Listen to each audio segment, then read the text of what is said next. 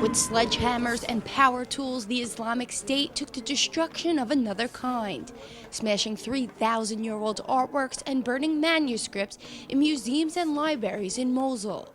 But according to art historian John Mark Palmer, they're doing more than crumbling global treasures to pieces.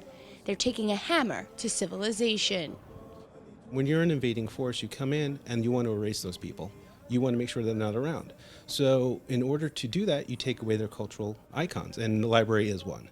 When you take a library out, you're taking their intellectual activity, their thoughts, what's important to them, their religious beliefs, their artwork. Everything that encompasses an individual culture can be erased in one sweeping move. Their sweeping path of destruction follows an example, a quote order from the Prophet. One fanatic said his companions did the same when they conquered countries after him. The reason? The artifacts are idolatrous. Well, for people of this generation and generations before, they're not necessarily idols in the sense that you would go and worship them. Very few cultures worship the items that are in museums. They're seen as objects of cultural identity.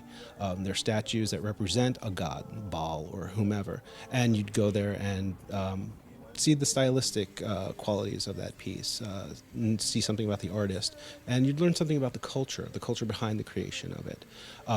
The Syrian culture is very, very rich with images, but it's highly unlikely that you would have people worshiping those statues. And it's a loss for scholars and religious communities because you can't replace those things.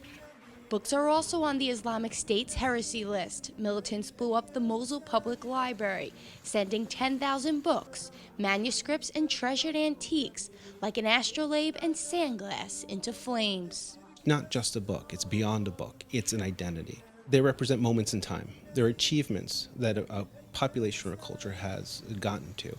That library represents for the people the emergence of their culture into the modern era. And when that was attacked and blown up, you lost that cultural identity, that here we are now moment. It was erased. The destruction is not limited to just Mosul, but all Islamic State-controlled areas. When the fighting is over, no one knows what will be left. UNESCO calls the obliteration one of the most devastating acts of destruction of library collections in human history. They do represent critical moments in the development of Middle Eastern culture when they were allowed to amass knowledge, when they were allowed to have westernized books in there, were allowed to expand their technology and sciences and philosophy.